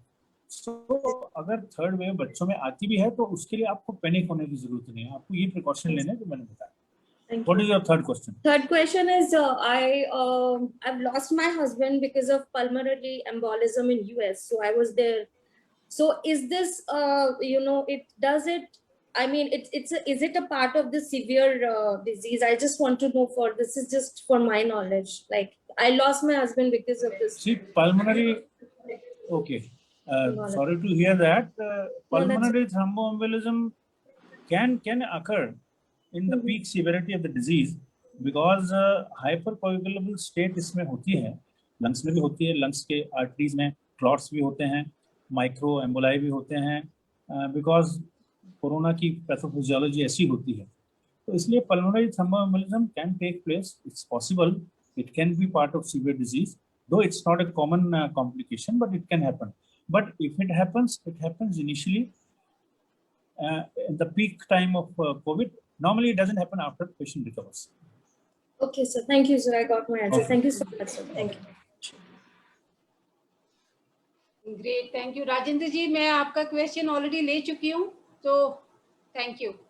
Mister Tandon, you also have a question. You can ask, otherwise I have your question with me. Tandon sir, आप हैं? इधर आ जाओ। Sir मेरा एक question है। हाँ जी, जी, हाँ जी। Doctor Amit, yes. Sir actually मैं पूछना चाह रहा था, कोवैक्सीन के अंदर 1 मंथ के बाद तो हमें सेकेंड वैक्सीनेशन रहना है, बट कोविशील्ड के लिए 3 मंथ्स, पहले 1 मंथ था, फिर बाद में 2 मंथ्स हुआ, नाउ 3 मंथ्स। इसके पीछे what is the basic reason sir, कि वैक्सीनेशन देखिए, कम है इस वजह से तो ड्यूरेशन बढ़ाया जा रहा है? नहीं, मुझे नहीं लगता ऐसा, हालांकि इस तरह की बातें भी आती हैं बीच बीच में। इस तरह से करने का, डिसीजन करने का कोई रीजन नहीं है। ये डिसीजन जो इनिशियल जो कॉम्पिटेंट अथॉरिटीज हैं, जो टीम है, उन्होंने लिया है, और after carefully assessing the studies, after carefully consulting the experts, उसके बाद लिया है। नहीं तो कोवैक्सीन का भी कर सकते थे, ठीक है ना। मुझे नहीं लगता वो रीजन होना चाहिए। और क्योंकि अब इस तरह के क्वेश्चन आ रहे हैं कि डेल्टा वेरिएंट है और इसमें क्या इसको रिड्यूस करना चाहिए, नहीं करना चाहिए, तो मुझे उम्मीद है कि इस बारे में भी जो एक्सपर्ट ग्रुप है वो जरूर इस पर ध्यान दे करके इस पर सोचेगा और इस पर निर्णय लेगा। सर हम ये हमारा मानना है आफ्टर सेकेंड वैक्सीनेशन हम अपने आप को कब तक सेफ मान सकते हैं? अभी बात चली, देखिए इंडिविजुअल इम्यूनिटी पे डिपेंड करता है। नॉर्मली कुछ लोग कहते हैं 1 साल चलता है, कुछ लोग कहते हैं 8 मंथ्स चलता है। आप माने करीबन इतना ही माने कि 1 साल चलेगा। Why we should think that ये कम चलेगा? इसका असेसमेंट आप कर सकते हैं एंटीबॉडीज की टेस्टिंग से, कभी भी आप चाहें तो, हालांकि उसका 1 to 1 कोरिलेशन नहीं है। आप 1 साल माने कि 1 साल तक चलेगा, और तब तक उम्मीद है कोरोना अब इतनी 2 वेव्स के बाद में 1 साल तक कोरोना चलेगा, इसकी संभावना कम है। हालांकि इस वायरस का कभी प्रेडिक्ट नहीं कर सकते, इसके बारे में कुछ भी कहना गलत साबित हो जाता है टाइम एंड अगेन, इसके म्यूटेशन के बारे में, इसके वेरिएंट्स के बारे में। पर मोटा मोटा आप ये मान सकते हैं कि करीबन 1 साल तक इम्यूनिटी रहेगी। Thank you. Right, sir. Sir, there's another question. There's a question from Mr. K.M. Tandon. What kind of hygiene standards are must to avoid reinfection? देखिए, कोविड के बारे में now it's almost sure that it's a droplet infection, और almost more than 90% of cases are infected by droplet and through oronasal route. जो शुरू में बात हम करते थे कि जो टच करने से भी हो सकता है, और हैंडल टच करने से भी हो सकता है, न्यूज़पेपर से भी हो सकता है, दूसरी चीज़ों से भी हो सकता है, तो वो संख्या बहुत कम है उन चीज़ों की। हालांकि हाइजीन हमको रखनी चाहिए, हैंड वॉशिंग हमको पूरा करना चाहिए, लेकिन इन सब में जो सबसे ज़रूरी है वो है कि आप मास्क जो है उसका प्रयोग करें, क्योंकि ज़्यादातर केसेस में ड्रॉपलेट इन्फेक्शन के जरिए मुंह से या नाक से जाता है। लेकिन इसका माने ये नहीं है कि आप दूसरी हाइजीन भी ना रखें, वो भी रखें। अगर कुछ परसेंटेज में भी अगर आपका हाथ टच होता है और फिर आप आँख को लगाते हैं, या किसी तरह से आपके ओरोनेजल रूट में उसका कॉन्टैक्ट होता है, तो वो भी अवॉइड हम कर सकें तो जरूर करना चाहिए। एक सवाल और पूछना चाहता हूँ जी। There is some news that it is also become airborne now, so what is the truth in this? देखिए, एयरबॉर्न का जो कंसेप्ट है वो ये है कि आप जैसे एक कमरे में अगर आप हैं और किसी ने खांसा या छींका, तो उसके जो मल्टीपल इतने ड्रॉपलेट्स होते हैं कि वो हवा में उसमें 2-3-4 घंटे हो सकता रहें। वो एयरबॉर्न है, इंडोर एयरबॉर्न है। और उसमें उस कमरे में हो सकता है आपके जो इमीडिएटली कांटेक्ट में नहीं हो, जो आपसे कुछ 10 फुट दूर भी खड़ा हो या 20 फुट दूर भी खड़ा हो, वो भी अगर इन्फेक्ट हो जाए एंड मास सब इन्फेक्ट हो जाए, तो वो एयरबॉर्न इन्फेक्शन से हो सकता है। इसके माने ये नहीं है कि आउटडोर में भी ये एयरबॉर्न होगा और ये आउटडोर में भी एयरबॉर्न होगा और सभी को इन्फेक्ट हो। तो ये एयरबॉर्न इंडोर में सबसे ज्यादा खतरा है। आप देख लीजिए, जितने भी इन्फेक्शन हुए हैं वो इंडोर पेशेंट्स में हुए हैं। जो हमको अवॉइड करना है वो इंडोर गैदरिंग्स को अवॉइड करना है। आउटडोर गैदरिंग्स में इतना ज्यादा खर्चा नहीं है, इतना ज्यादा कोई डर नहीं है, इतना ज्यादा रिस्क भी नहीं है। तो एयरबॉर्न का मतलब ये है कि क्लोज सरफेसेस में एयरबॉर्न होता है फॉर सम टाइम, तो उसको हमें अवॉइड करना है उस सिचुएशन। सर एक चीज और बता दीजिए कि ये जो आउटडोर में आप कह रहे हैं कि इतना ज्यादा खतरा नहीं है, तो मॉर्निंग वॉक शुरू कर सकते हैं? व्हाई नॉट, आप शुरू कर सकते हैं मॉर्निंग वॉक में। ऑब्वियसली आप 20 लोग 30 लोग साथ तो जाएंगे नहीं। नहीं अकेले जाएंगे सर, अकेले हाँ, जाएंगे, लेकिन क्या है कि there has been some upset because of the sugar. after Because of sugar. corona, there has been some sugar upset in the blood. Now, for that, walking is कोई बात necessary. नहीं. So, हाँ तो आप वॉकिंग करें ना, walking के लिए तो किसी ने मना नहीं किया. शुगर ठीक के है लिए सर, ये वॉकिंग जरूरी है, recording में वॉकिंग तो दिखा वैसे भी जरूरी है. this recording I will show to my wife. Then only I will be allowed. Okay, okay. Dr. Sardana, I have a question actually. Yes. Before that, it's been a Yes. wonderful session, you know, and we've been happy you gave most of the answers. I'll ask you a question which you have in fact partly answered, but I thought I'll just ask you because I had some, you know, we had a discussion with respect to this Covishield and Covaxin. So coming to Covishield, Okay. I understand that AstraZeneca, they have actually recommended, when at a time when they manufactured, they've actually recommended 3 months, and that's what they do in UK and Dubai and other places also. But then here in India, you know, we keep changing from, let's say, 6 weeks to 8 weeks, and now we say it's 3 months. So, I mean, maybe it's because of the availability of the vaccine, or some say we went on overdrive before and now we're coming back to the specifications of the manufacturer. So, you have any comment? Really, I mean, I'm not being political. I'm just asking a simple question.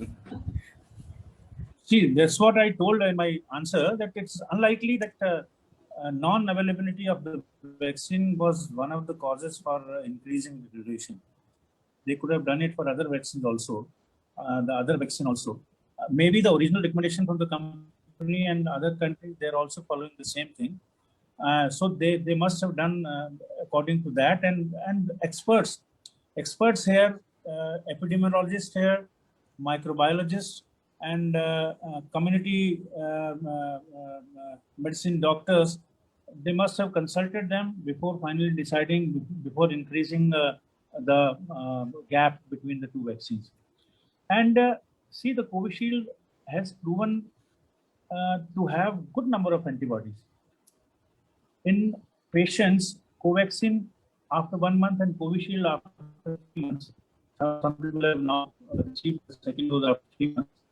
So antibodies studied in them almost are equal in number, and the breakthrough infections are also almost neck to neck in both the vaccines, and hospitalization also is both almost neck to neck. There's no major difference, though the number of cases studied are very small.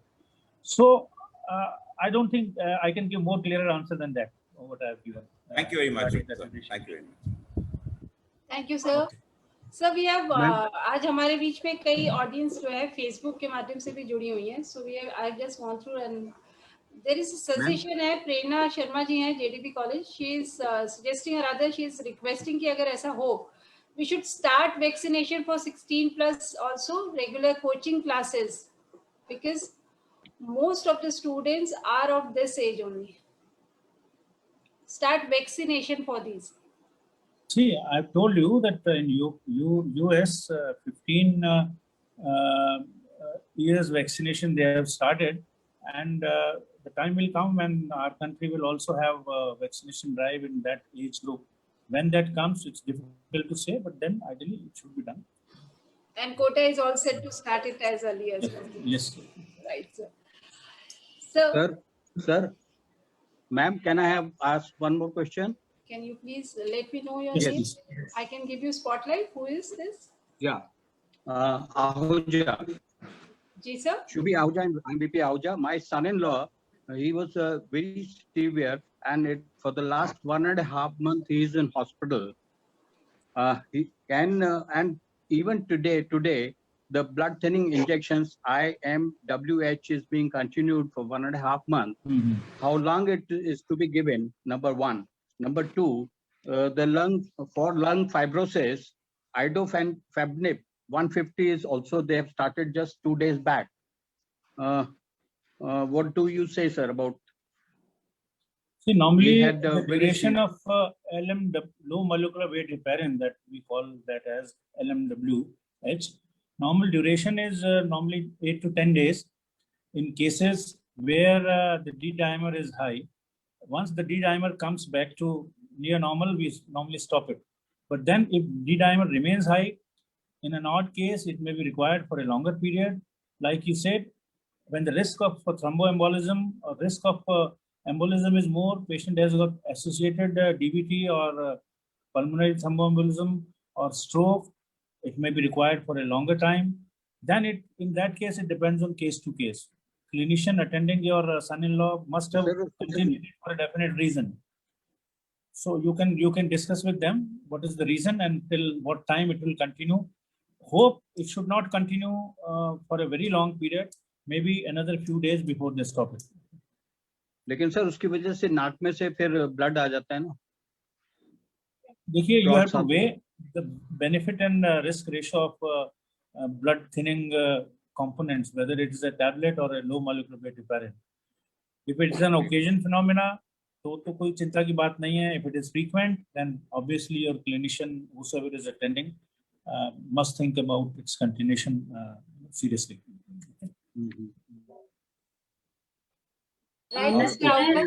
उससे ही oxygen level भी down हो जाता है अभी. नहीं, oxygen level का इस heparin injection से कोई 1-to-1 कोरिलेशन नहीं होता. उसका कोई ना कोई दूसरा रीजन होगा, सिवियरिटी ऑफ इन्फेक्शन होगा, lung extent of lung involvement होगा. 1.5 महीने से तो हॉस्पिटल में है. हाँ, तो उसका हेपारिन के इंजेक्शन से कोई चालू है. जो फाइब्रोसिस को प्रिवेंट करने के लिए जो मेडिसिन दी जाती हैं, उनका कितना इफेक्ट होता है कितना नहीं कहना बड़ा मुश्किल है, लेकिन जो भी दी जाती हैं उनका नुकसान कम से कम नहीं होता. तो आप जो भी दे रहे हैं वो ले सकते हैं उसको. Thank you mister Ahuja. Yes, Neha ji. Good evening, sir. Good evening, ma'am. My question is, I was non-diabetic, but when I was suffered from COVID, at that time my sugar level was high. So shall I suppose to take diabetic medicine? Actually, I took 1 to 2 times, and then I stopped. देखिए, it's a very common phenomena. It's a very, very common phenomena that those who are not diabetic, those even they do not have family history of diabetes, they are young, if they have COVID, they become diabetic. This is a very common phenomenon. And second phenomenon is those who are already diabetic, they become severely diabetic after COVID. तो अगर आपका diabetes level controlled है उसके बाद में तो आप medicine ना लें. अगर आप diabetes, if you continue to have blood sugar level in the range of diabetes, then you have to take medications. There are certain medications which prevent the development of future diabetes. You can consult your doctor and take appropriate treatment. Thank you.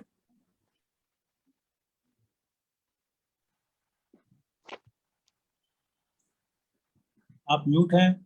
Sorry.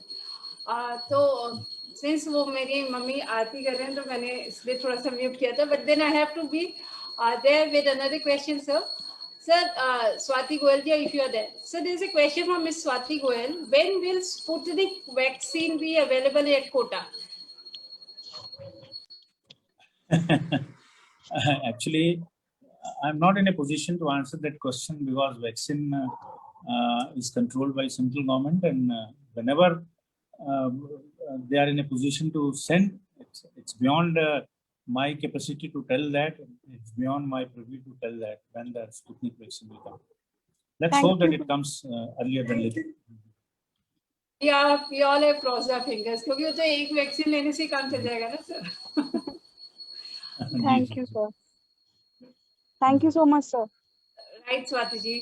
Sir एक question और आया मेरे पास. जैसे कि आपने भी अभी suggest किया, हमारे लास्ट सेशन में डॉक्टर दीपिका आए थे आपके मेडिकल कॉलेज से, उन्होंने भी सजेस्ट किया था, उन्होंने भी बताया था सेम थिंग कि कोविड इन्फेक्शन रिकवरी के 3 महीने के बाद डोज लेनी है, मतलब फर्स्ट डोज भी अगर लेनी है वैक्सीनेशन.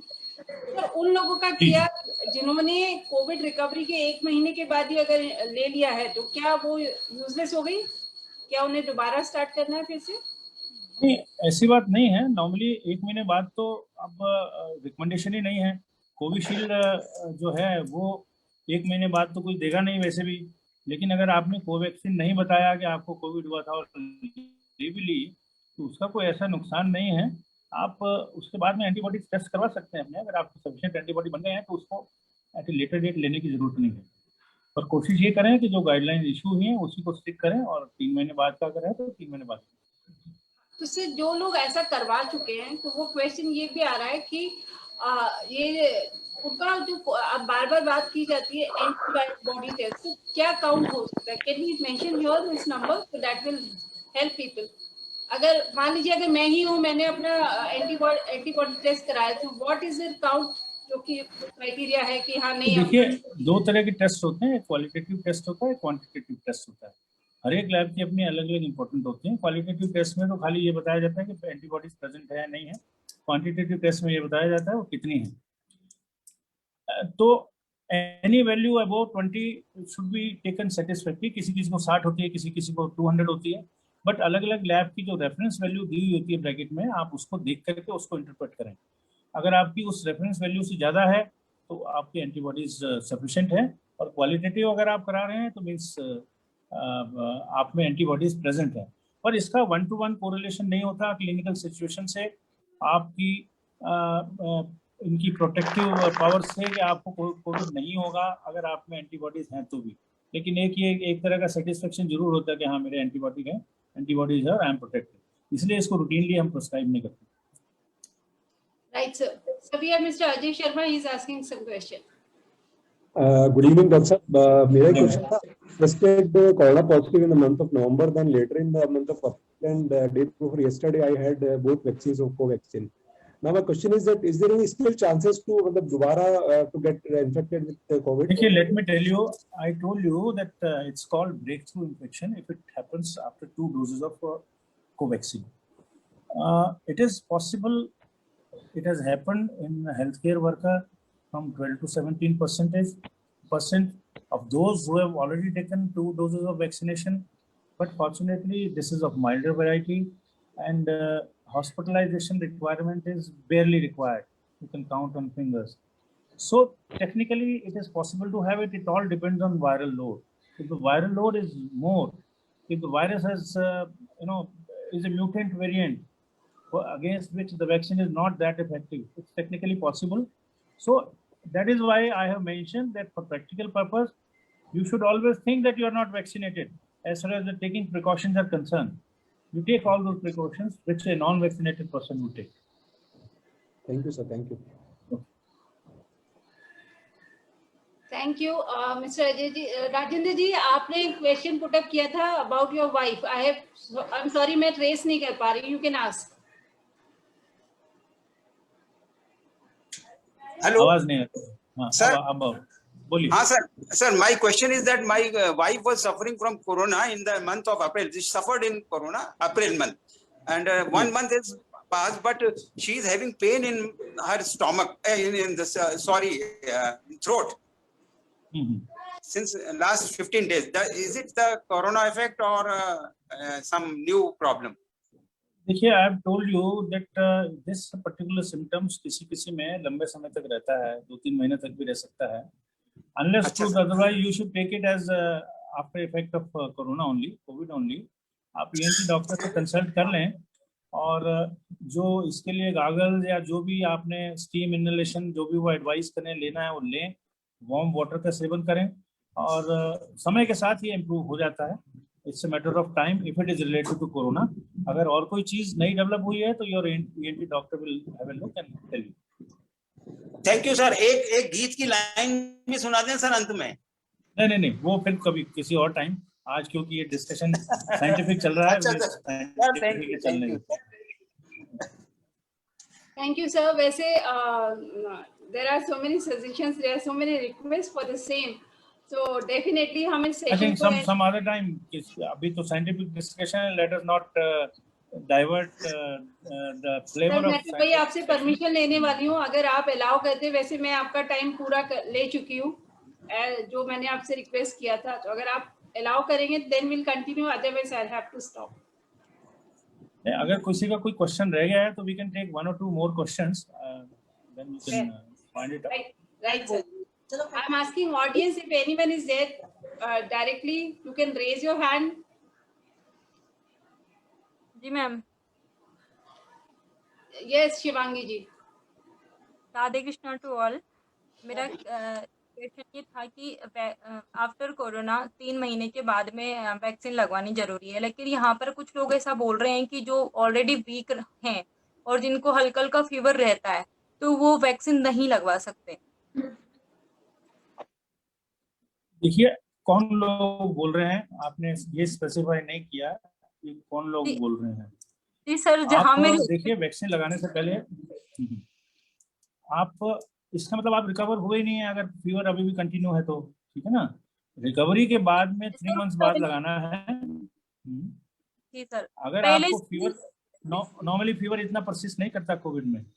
कोविड के बाद 3 मंथ्स तक अगर फीवर परसिस्ट कर रहा है तो it may not be Covid, में बी समथिंग एल्स। आप कंसल्ट करें अपने डॉक्टर से और उसको ये बताएं। स्टार्टिंग से काफी टाइम से, जैसे पहले जब टाइफाइड हो गया था तो डॉक्टर्स यही कहते हैं कि आपको वीकनेस है, इस वजह से आपकी बॉडी में हल्का हल्का फीवर रहता है।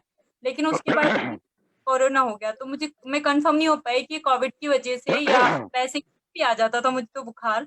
तो फिर कोविड के बाद में 3 महीने बाद वैक्सीन लगवानी होती है। तो यहाँ पर कुछ लोग ऐसा बोल रहे हैं कि तुझे पहले से ही वीकनेस है और तुझे पहले से ही हल्का बुखार नहीं लगवा सकती। देखिए आप कुछ लोगों को बातों पे मत जाइए, आप क्वालिफाइड जो फिजिशियन है उनको आप दिखाइए, उनको अपनी प्रॉब्लम बताइए। आपका जो केस में मेरा जो प्रिलिमिनरी असेसमेंट है, मुझे नहीं लगता कि आप पे कोई ऐसा रीजन है कि आप वैक्सीन ना लगवाएं, ठीक है। आप जरूर लगवाएं, किसी के कहने पे ना जाएं, और एक जो वैक्सीनेटिंग अथॉरिटी है उसको अपनी प्रॉब्लम बताएं या फिजिशियन से पहले आप कंसल्ट करें, ठीक है। तो सर अभी कोरोना के बाद में तो वो सब कुछ क्लियर हो गया, लेकिन अभी भी कभी कभी मुझे फीवर हो जाता है, तो फिर देखिए समटाइम ये सब्जेक्टिव फीलिंग होती है। आप अगर फीवर को डॉक्यूमेंट करें, उसका एक चार्ट बनाएं और फिर डॉक्टर से सलाह लें तो ज़्यादा अच्छा रहेगा। कई बार किसी किसी को फॉर्म अपना खुद बॉडी वार्म लगती है पर वो फीवर नहीं होता। फीवर हम उसी को मानेंगे जिसमें जो कि थर्मामीटर में आए, आप उसको चेक करें। अगर थर्मामीटर में आता है तो then it's a fever, otherwise it's not a fever. अगर इन दैट केस आप अपने फिजिशियन को कंसल्ट करें, ठीक है, ठीक है जी। हाँ अनीता, मैं एक बात पूछूं क्या? जी सर बताएं, पूछिए। हाँ डॉक्टर साहब, दिसंबर के महीने में मिसेस को कोविड हुआ था और वो करीब 17 दिन तक हॉस्पिटलाइज रही थी। उनके संपर्क में हम भी रहे। मेरे दोनों वैक्सीन लग चुकी है, पर जब उनको घर पर लाए तो उसके बाद जो है मेरी थोड़ा सा ब्रेन स्ट्रोक हुआ और मेरे हाथों में जो है थोड़ा सा सुन्नपन रहता है, थोड़ा ये गाल का जो हिस्सा है यहाँ पर सुन्नपन रहता है। तो इसके लिए नहीं, आपको कोविड भी हुआ था कि साथ में ब्रेन स्ट्रोक के? नहीं हुआ सर, नहीं हुआ, मुझे महसूस नहीं हुआ। हाँ तो देखिए, आपको महसूस नहीं हुआ तो स्ट्रोक तो हो सकता है अनरिलेटेड हो कोविड से, तो आप स्ट्रोक का इलाज आप ले ही रहे होंगे। तो अब क्योंकि उसको भी काफी दिन हो चुके हैं, आपने जैसे बताया, अब कोविड की तरफ से तो कोई खतरा नहीं है आपको, क्योंकि ऑलरेडी बहुत सारे दिन निकल चुके हैं। कॉन्टैक्ट की वजह से कोविड होता है तो विद इन 5-6 डेज हो जाता है। तो आप जो स्ट्रोक का ट्रीटमेंट ले रहे हैं उसको कंटिन्यू करें और फिजियोथेरेपी करें। अभी कोई ऐसी चिंता वाली बात नहीं। Thank you very much, thank you very much sir.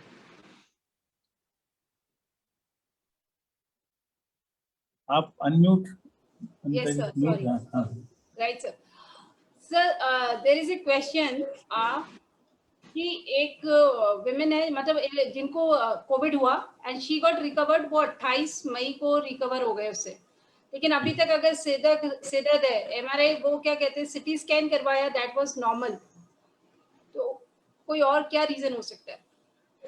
देखिए मैंने जैसा बताया कि पोस्ट कोविड कॉम्प्लिकेशंस में एंजाइटी, डिप्रेसिव सिम्टम्स, पीटीएसडी, ये सब बड़े कॉमन होते हैं। इनकी वजह से भी हेडेक हो सकता है। अगर सीटी एमआरआई नॉर्मल है तो at least the serious thing is ruled out.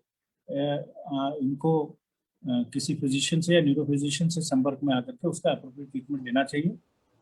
ये भी एक कॉमन सिम्टम है, मुझे उम्मीद है इनके ट्रीटमेंट से फर्क पड़ेगा और ये ठीक होंगे।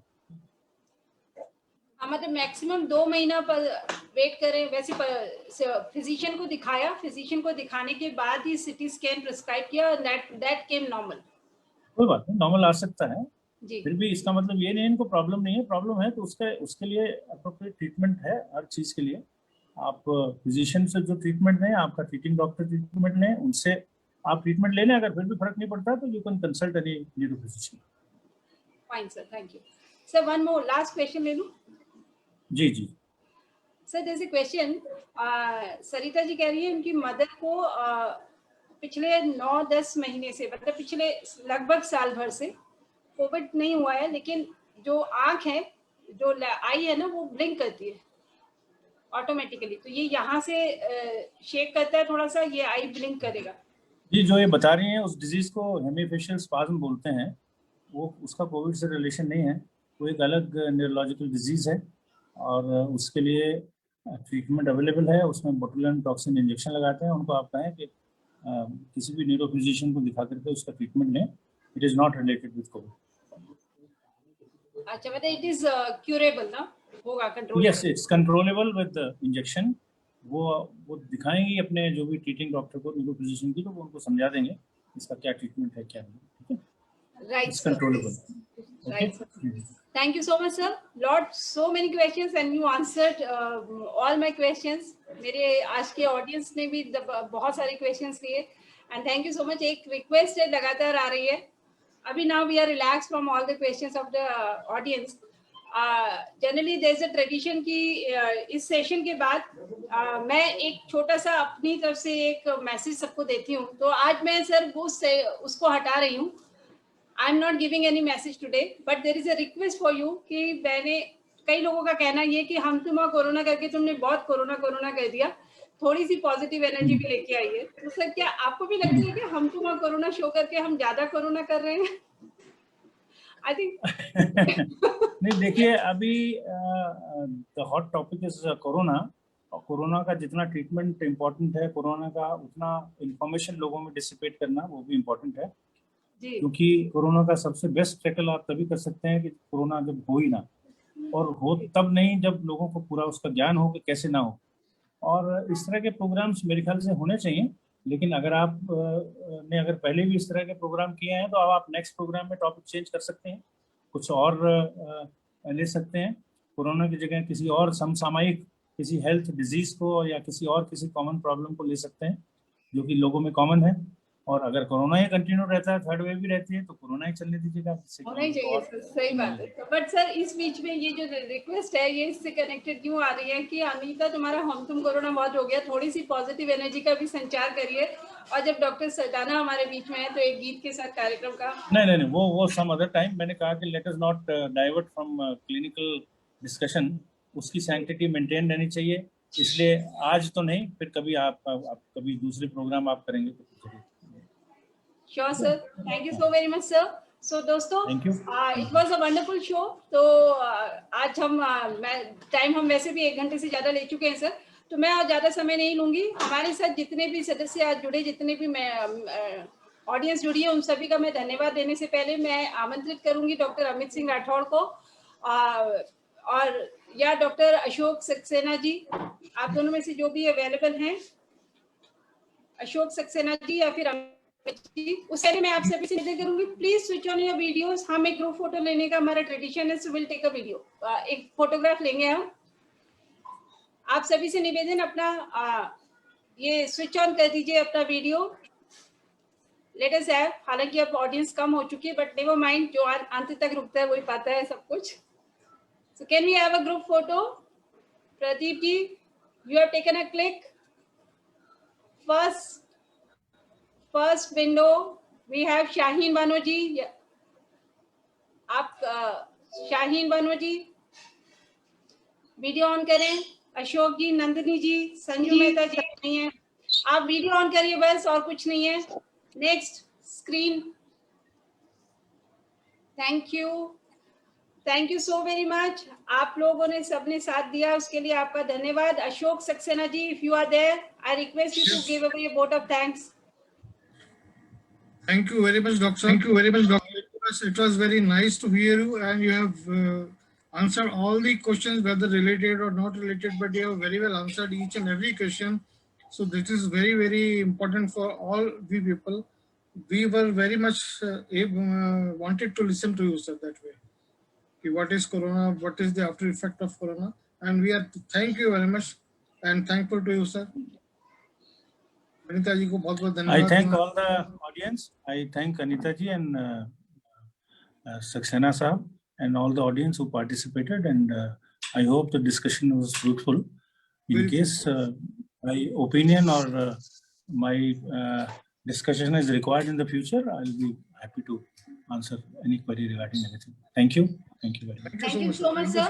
इसी के साथ मैं एक धन्यवाद और दूंगी ओम कोठारी ग्रुप ऑफ एजुकेशन के स्टूडेंट्स जो आज हमारे साथ जुड़े, एंड JCI सुरभि के members को भी, they have joined us today in this session. All my viewers from Facebook Live who are attending this show, thank you so very much, and we'll be definitely coming back soon with another issue of हम तुम और corona, हम वही continue करने वाले हैं क्योंकि आज मुझे सर ने भी ग्रीन सिग्नल दे दिया।